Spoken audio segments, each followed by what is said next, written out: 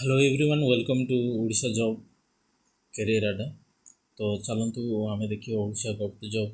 Dot net रे under रे आमर notification publish Odisha CGL specialist requirement 2025 notification बाहर टोटाल पोस्ट अच्छी 179 ग्रुप बी ग्रुप सी। चलतु आम देखा यहाँ ऑनलाइन के स्टार्ट हो ऑनलाइन आपंकर जून रू स्टार्ट हो जो पे टेक्निकल क्वालिफिकेशन अच्छी से पे अप्लाई करेंगे ग्रुप बी और ग्रुप सी अंडर बाहर कौन कौन पोस्ट बाहर फूड सेफ्टी ऑफिसर बाहर सीनियर इकोनॉमी इन्वेस्टिगेटर बाहर librarian in diet assistant embankment inspector laboratory assistant marketing intelligence inspector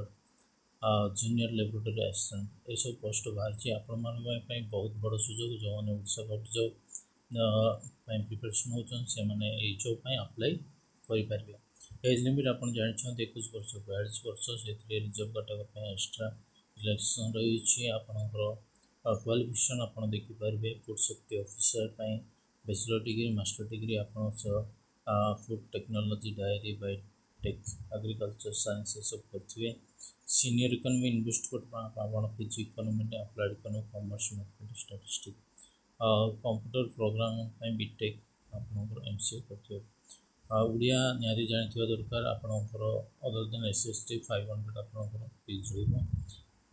देखो सिलेक्शन प्रोसेस केमती रही प्रिलिमिनारी आप 150 mark MCQ negative marks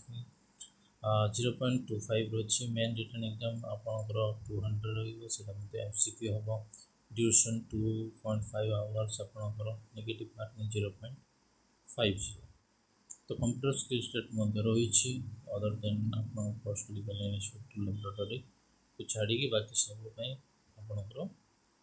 skill test हम कंप्यूटर। तो केमती अप्लाई करेंगे ओडिशा सीजीएल स्पेशलिस्ट आप जी वो SSC लॉगिन कलापर अप्लाई ऑनलाइन न्यू यूजर को रजिस्ट्रेशन करेंगे जदि आप आगे अप्लाई करना